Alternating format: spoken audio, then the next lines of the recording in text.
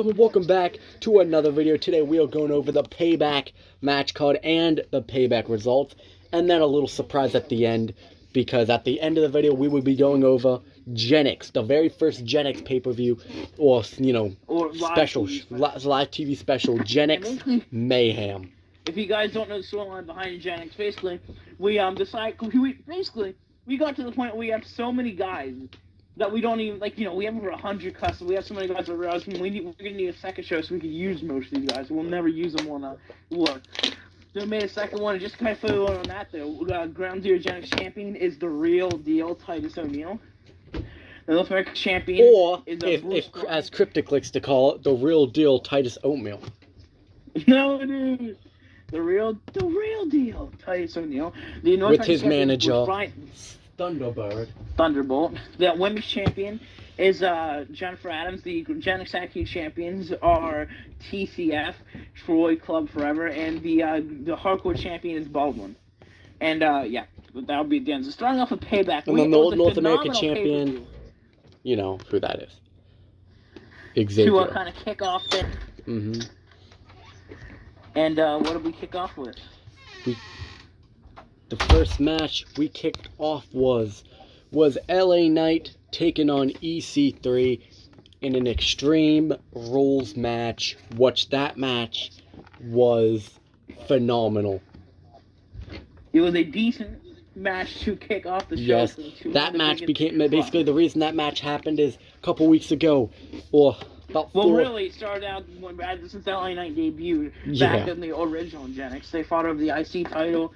But in EC3's entire diploma, his entire thing is the fact that he thinks that he should still be IC champion even to this day. Basically, that whole story started whenever he lost because he refused to defend his title. So then the general manager made an undisputed IC title, and LA Knight won it in a ladder match. EC3 would then return after that ladder match and say, "I'm still a champion." They would then face at the next pay-per-view where LA Knight would defeat EC3. And ever since that, EC3 even says he still has the original IC title at his house, and he will never give it back because he is still the IC champion. So last week he returned, and you could say what happened with the current storyline. Well, basically, he returned about 3 to 4 weeks ago, challenging Jay Lethal in the main event for the Undisputed Championship.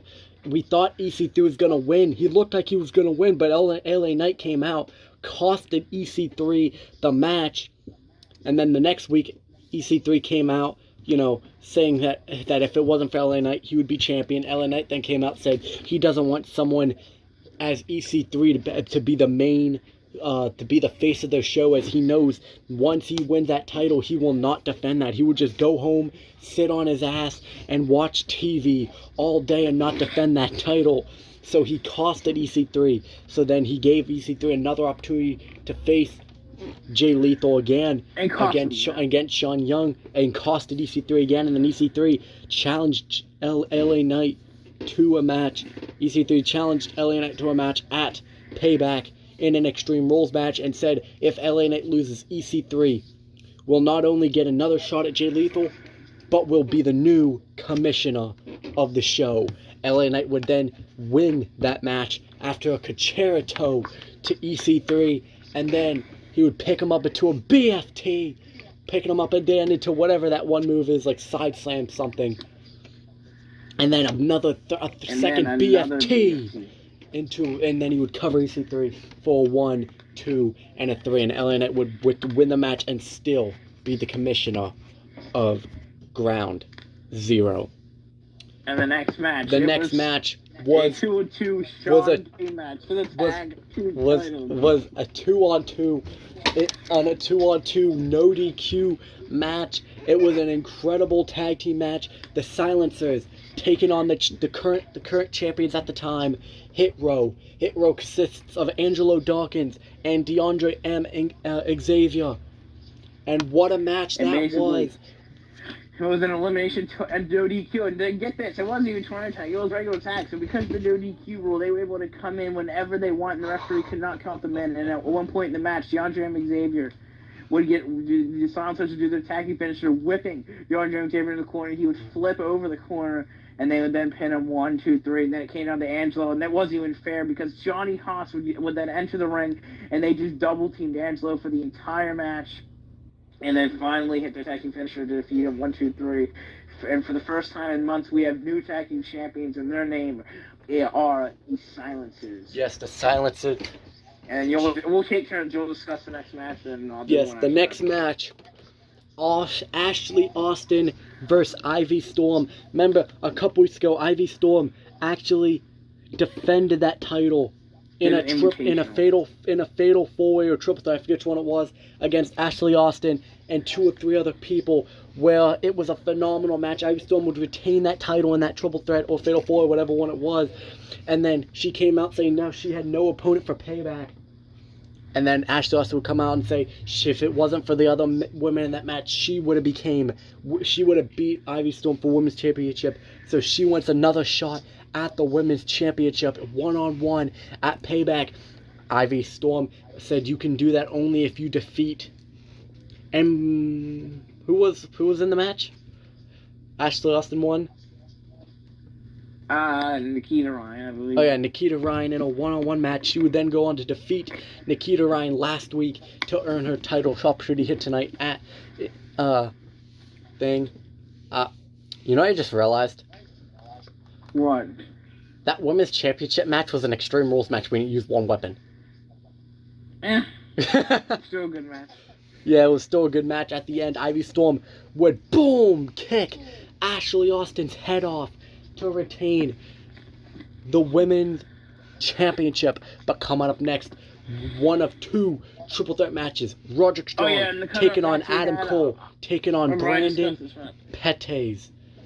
And the storyline behind this match is at WrestleMania, Sean Young was the United States champion, but Roderick Strong was able to defeat him and win the first title for Dynamite. Then the next night he issued an open challenge against Brandon Pettis, a Bullet Club member. Remember, the Bullet Club and the Dynamite have had issues over the last couple weeks, or a couple months. And in the match, it was a great match. Roderick Strong was able to retain it, and then they agreed to a rematch, a Payback, due to fan request for them to have another match. But then, right when they're about to agree, it's all about the boom. Adam Cole interrupted, former tag team partner of Roderick Strong, and said, you know what, no, I am back and I want a match, because me and Roderick, we have unfinished business. Roderick said, if you can beat Kyle O'Reilly, one of the Dynamite members, and your former friend and partner, then you'll get it. Then you can be added to the match making triple threat. He defeated Kyle O'Reilly and was added for the matchmaking and triple threat. And this triple threat match was phenomenal. It was back and forth. 3 men hit their finisher after finisher. Panama Sunrise, End of Heartache, last shot, frogs, last knee to the face, everything. But in the end, everyone was taken down, but then Adam Cole got up as well as Brandon Pettis. He hit the kick and ran off the ropes, went for the last shot of Roderick, but out of nowhere, as he was running off the ropes for the last shot, Brandon Pettis clotheslined him out of the ring, stopping the last shot, and then he taunted him, but that ended up costing him as Roderick was able to get up, turn around the End of Heartache, wake him up, and hit the rocket kick for the 1, 2, 3, and Roderick Strong retained the GZW United States Championship. Justice for Roderick. And then the next match, a one-on-one ladder match. Gabriel Hunter defending the Money in the Bank briefcase against Samoa Joe. The reason this match became about, remember at WrestleMania, Gabriel Hunter would win the Money in the Bank in the same match Samoa Joe's a part of, and then the next night, Gabriel Hunter would come out, doing a promo saying he's Mr. Money in the Bank, and now everyone must watch their back because they never know when the King of Internal will strike. Samoa Joe then came out saying he wants a shot at. Was it a promo or was it an attack? It was a promo. Yeah, it was a promo. First, then they attacked. Yeah, it was a promo. Samoa Joe wanted another wanted an opportunity at the Money in the Bank briefcase. Gabriel Hunter denied at the moment, saying he has nothing to prove against Samoa Joe. He won that title. He won that briefcase fair and square, so he shouldn't have to defend it. Samoa Joe said that's bullshit and attacked Gabriel Hunter after the promo, choking him out. Gabriel Hunter won against Leo Rush. He then attacked him, and Gabriel agreed. Yes, and then Gabriel Hunter agreed to the title match. And then 2 weeks ago, and then last week, it was a match, Jay Lethal defending the title against AJ Styles. Gabriel Hunter would then cash in his Money in the Bank briefcase, looking to win the title, but Samoa Joe came out and costed Gabriel Hunter that opportunity to win the title. And after Jay Lethal retained, the GM has agreed to give Gabriel Hunter his Money in the Bank briefcase back, as Samoa Joe costed him the briefcase, and it's not fair for Gabriel Hunter. So that's how tonight's match, Samoa Joe versus Gabriel Hunter, became about, and what a match that was. They died. It was an incredible opportunity. I don't even know if we're allowed to say what happened. I don't even know if we're allowed to say what happened. All right, let's start out here. First, we had Yonomu, Uranagi, Burning Hammer, and then Uranagi off the ladder. And then that shit got crazy. Then there was ladders set up on both sides. Guys, Uranagi off the top of the ladder onto another top of the ladder. Onto a top of another ladder, and both men went flying and landed on the ground. Then they would go back up to the top. Gabriel Hunter, diving, code breaker, both code breaker, landing back first on the ladder. They went flying again. They would then have a backwood match. No one knows how they were standing, and finally a Burning Hammer dropping Samoa Joe right on his neck on a ladder. Would be a 1, 2, and a 3, and the King of Eternal, Gabriel Hunter, would retain. A 1, 2, and 3, dude. Yes, dude. Oh yeah, would go to the top of the ladder and retrieve the Money in the Bank briefcase, and the King of Eternal is still champion. And then next up, the match I'll discuss. Hey, just know you'll get to discuss the world title match, which by the way was match of the night. That was awesome. Anyway, then we had a triple threat match for the GCW IC title. The champion Carmelo Hayes defended against RJ Smith, the leader of Pit Row, and Heath, former champion, and Heath Slater. And the story behind this is RJ Smith was reigning as an IC champion ever since Royal Rumble.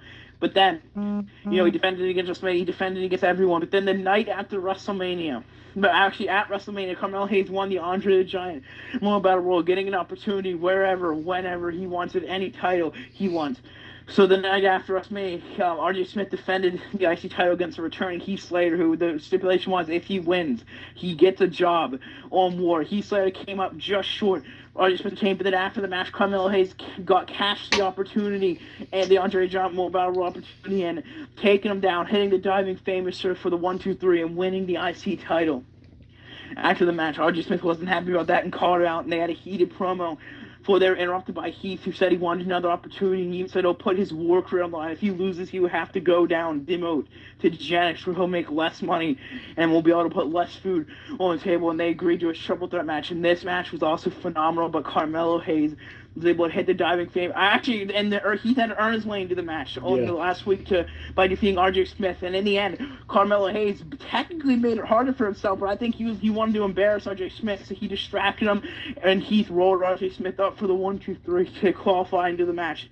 And then payback, they faced in short threat match. No, who was it? I know it was either RJ Smith or Carmelo Hayes. One laid both people out after the match. That was Carmelo after the match. Yeah, Carmelo Hayes would then laid both men, Heath Slater and RJ Smith. Actually, no, this is what happened. He laid Heath out, and then he took down RJ Smith, and when he was about to go for the down finish, RJ Smith actually countered it and then took Carmelo out. Yeah, took him out, and RJ Smith was last standing, and then now the Cryptic will explain what happened tonight.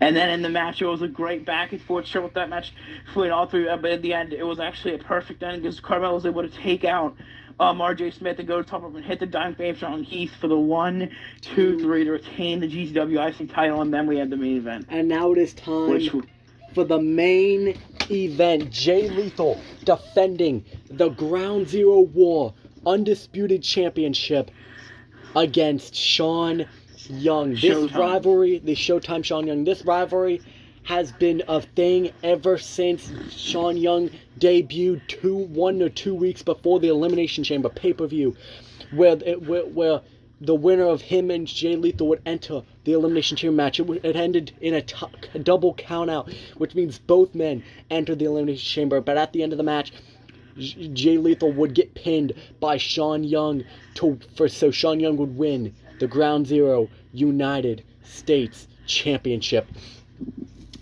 And then they didn't. And then they wouldn't face again until the night after the Last Stand, until the Last Stand pay-per-view. It was Jay Lethal facing Sean Young for the United States Championship, and oh my, it would end at the end of the match. Sean Young would hit the Diamond. I think it was the Showtime Supreme. Oh yeah, the Showtime Supreme. And would pin Jay Lethal for 1, 2, 3. So that way, at that point, Jay Lethal would be 0-2 and 0-2-1, and then tonight, and then Jay Lethal said he wants one more opportunity against Jay Lethal. He would face EC3 a couple weeks ago. It would cost EC3, which means Sean Young won that match, and then he faced Jay Lethal. And that was after they had a promo on the Raw after WrestleMania. Yeah, that was after. To agree to it. And then tonight. And then finally they faced. And then tonight it was like an incredible back and forth match. 5 stars. 5 stars. Neither man's finisher could put each other away. But until the end of the match, it was a roll-up century. Roll-up by Jay Lethal. Roll-up by Sean Young. Roll-up by Jay Lethal. Roll-up by Sean Young. But at the end of the match, it would be a roll-up by Jay Lethal. 1, 2, and Jay Lethal would roll Sean Young up for the victory, making it 1, 2, and 1. And then I'll explain how the pay-per-view ended. And then 1, 2, and 1. And then after. And Sean Young couldn't believe it. Sean Young couldn't believe it. He had the most devastating look on his face. He couldn't believe he just lost to Jay Lethal. And then Jay Lethal rolled out of the ring, celebrate with the title. It was, long celebration. He retained at the end of the pay-per-view. But then out of nowhere, the most shocking moment of the year so far, after only a month of being out of action, Jordan Perkins, the leader of the Bull Club, making his long-awaited return after we haven't seen him since WrestleMania, where he lost the world title. But then a shocking moment happened. We thought he was going to go right after Jay Lethal. We had to stare down, but then shockingly he beat the hell out of Sean Young. Everyone was confused, and then he then had to stare down. He also came back with a new look. Basically, he then had to stare down with Jay Lethal. And, we thought he was something weird was going to happen. He was turning face or something. Jay Lethal, but no, he grabbed the mic right up and said, "That title is coming back with me." And he said, "I'll see you tomorrow night on War," but dropping the mic and leaving. And then after he left, medics came out, put Sean Young onto a stretcher, and stretchered Sean Young out of the building. And what a moment it was as Jay Lethal walked right beside the stretcher with Sean Young to the back. And now it is time to go over the match card for Genix Mayhem. By the way, before we go to the match card, we need all of you to go over to Game Genix AJ's channel and comment "You suck" in the comment section. Oh, we Game can't Genix, do that. Sean Isman. We can't do that to Game Genix AJ. Okay, anyway, and now we have the first TV special of Genix. The reason I say TV specials, we're doing where every once in a while there's a TV special instead of like a pay-per-view. Yes. Because there's going to be like and remember, big pay-per-view. a couple minutes ago, the general manager to Genix tweeted out the following. This Wednesday on Genix, the opening match to Genix Mayhem, a 6-man ladder match. Baldwin defending the Hardcore Championship against 5 mystery opponents. To open up the Mayhem special. We're going to have Kairi Sane versus Jennifer Adams for the Genix Women's Championship. We're also going to have a triple threat tag team match. TCF versus GOD versus the Gold Medal Club. And a Troy Tag match of the Genix Tag Titles. If you want to know who's in this match, TCF, Troy Club Forever, is made up of Troy Lazara and Troy Colt. Gold Medal Club is Chad Gable and Gable Stevenson. And GOD is Tama Tonga and Seth Rollins. Yes. And that'll feature the tag titles. Then, after that, we will have Bruce Bryant versus Xavier Malcolm for the GZW North American Championship. And the general manager also tweeted out saying the following. That match, just to make it even more special as it's the first TV special, will be a 2 out of 3 falls match. Bruce Bryant and Xavier Malcolm.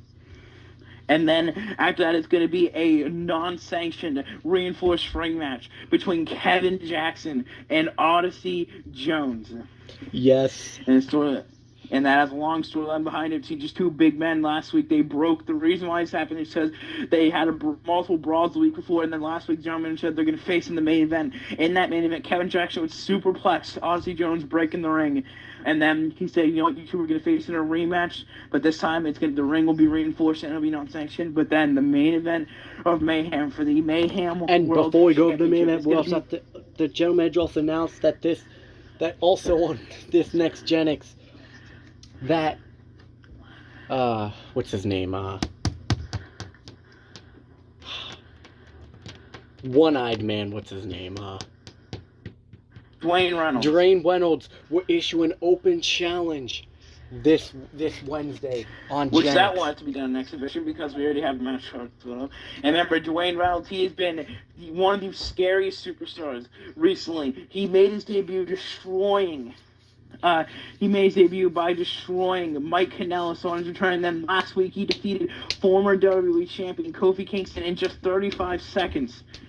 Yes, Kofi Kingston. And then after the match, he will be here on Wednesday, where he will say some few words to the Genix universe. And then after the match, he would then do an inverted Alabama Slam on the steps. Kofi has been undergoing has been in the hospital ever since, recovering from injuries. But then the main event, the Ground Zero Genix World Championship, it will be the real deal. Titus O'Neil defending the title against And that match has just been confirmed to be an Extreme Rules matchup. The storyline behind this is Titus O'Neil has been a dominant champion. He's defeated Zach Ireland multiple times now, and Austin Evans defeated Zach Ireland last week to become #1 contender. And remember, the storyline is Austin Evans was supposed to be the world title match in week 1, but because of personal issues and injuries, he had to miss week 1 of Genix.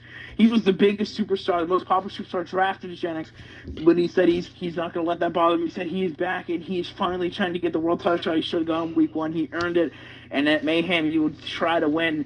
He'll try to beat Titus O'Neil, and that is Mayhem. That was Payback. And we will see you guys. We will, and also we'll tell you the results of Mayhem on the video from the next pay-per-view. Yes, if we remember them. Which I'll probably just write them down. On notepad. So, without further ado, next pay-per-view, Cyber Sunday. So we will see you for Cyber Sunday. Goodbye, everybody. We will see you in the next pay-per-view. And always remember, Sean is now. And also, without further ado, go tell Game Genix AJ he sucks balls. Goodbye, everybody.